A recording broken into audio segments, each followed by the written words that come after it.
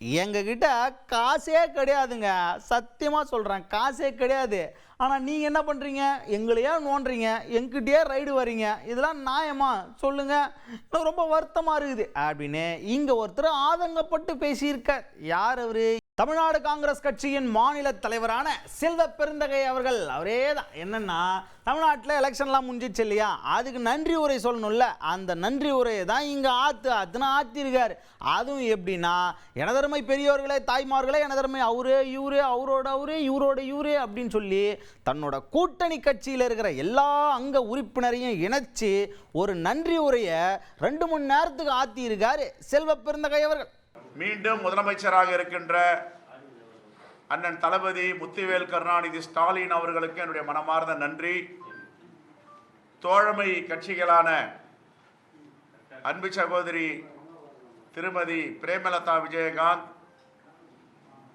விடுதலை சிறுத்தைகள் கட்சியின் தலைவர் திரு தொல் திருமாவளவன், மறுமலர்ச்சி திராவிட முன்னேற்ற கழகத்தின் தலைவர் அண்ணன் வைகோ, சிபிஎம் கட்சியின் செயலாளர் திரு சண்முகம், சிபிஎம் கட்சியின் செயலாளர் சண்முகம், சிபிஐ கட்சி செயலாளர் அருமை சகோதரர் தோழர் வீரபாண்டியன் மற்றும் ஜவஹருல்லா, திக கழகத்தினுடைய பொதுச் செயலாளர் ஐயா வீரமணி அவர்கள், மக்கள் நீதி மையத்தின் தலைவர் கமலஹாசன், நம்முடைய பேராசிரியர் ஐயுஎம்எல்லின் தலைவர், எல்லா தலைவர்களுக்கும் மனமார்ந்த நன்றியை காங்கிரஸ் பேரியக்கத்தின் சார்பாக தெரிவித்துக் கொள்கிறோம். அடுத்ததா பேசின செல்வ பெருந்தகை அவர்கள் என்ன சொல்லியிருக்காருன்னா, இந்த தேர்தலில் காங்கிரஸ் கட்சியும் சரி, கூட்டணி கட்சியும் சரி, நாங்கள் போட்டியிட்ட தொகுதிகளில் எத்தனை தொகுதியில் இந்த income tax A team B team நிறைய சொல்கிறாங்கல்ல, இவங்கெல்லாம் வந்து ரெய்டு பண்ணாங்க, சோதனை பண்ணாங்கன்னு உங்களுக்கு தெரியுமா? ஆனால் ஏதாவது ஒன்றே ஒரு நயா பைசா உங்களால் எடுக்க முடிஞ்சுதா? ஒன்றும் எடுக்க முடியாது. ஏன்னா என்கிட்ட ஒன்றும் இல்லைங்க, என் கட்சியில் ஒன்றுமே இல்லை, என் கட்சியில் காசே கிடையாது. நீங்கள் கையை விட்டு தொழாவினாலும் அண்டாவிலேருந்து அம்மன் ஜல்லி கூட எடுக்க முடியாது, தெரியுங்களா? ஆனால் கட்சியிலேருந்து குத்தாங்க பார்த்தீங்களா, ஒரு வேட்பாளருக்கு எல்லாருக்கும் சேர்த்து மொத்தமாக ஒரு 25 லட்ச ரூபா அக்கௌண்ட்டில் போட்டாங்களே, அவ்வளோதான். அதை தாண்டி என்கிட்ட காசே கிடையாது.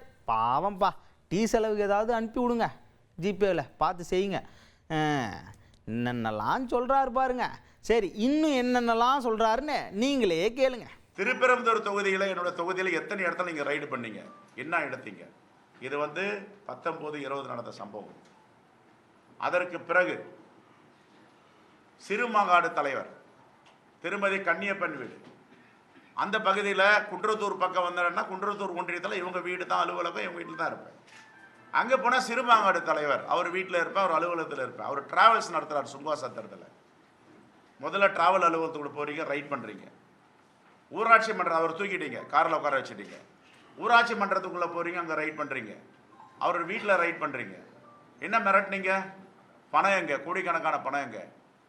எங்ககிட்ட பணம் இருந்தால் தானே உங்களுக்கு கொடுக்க முடியும். காங்கிரஸில் எங்கே பணம் இருக்குது? எங்கள் வேட்பாளர்களுக்கு அக்கௌண்ட்டில் கொடுத்தாங்க 25 லட்சம் ரூபாய். அதை தவிர ஒரு பணமே என்கிட்ட கிடையாது. எங்கள் கூட்டணியில் இவ்வளோ ரைடு நடத்துனீங்களே, இதுவே அந்த கூட்டணிக்காரங்களை பற்றி ஏதாவது ஒரே ஒரு இடத்துல நீங்கள் ரைட் பண்ணியிருப்பீங்களா? இதெல்லாம் நியாயமா, அடுக்குமா அப்படின்னு அடுக்கடுக்காக கேள்வி கேட்டிருக்காரு செல்வ பெருந்தகை அவர்கள். மதச்சார்பற்ற முற்போக்கு கூட்டணியின் வேட்பாளர்கள் வீட்லையும் தலைவர்கள் வீட்லையும் எத்தனை இடங்களில் நீங்கள் சோதனை நடத்தி இருக்கிறீர்கள்? அதே போன்று என்டிஏ அதிமுக தலைமையிலான அதிமுக வேட்பாளர்கள், பாஜக வேட்பாளர்கள், பாமக வேட்பாளர்கள், அமமுக வேட்பாளர்கள் அவங்க வீட்லையும் தலைவர் வீட்லையும் எத்தனை ரைட் பண்ணியிருக்கிறீங்க? இதை இன்கம் டாக்ஸ் டிபார்ட்மெண்ட் சிடி பிடின்றாங்க, அவங்களாம் வெள்ளை அறிக்கை கொடுக்கணும்.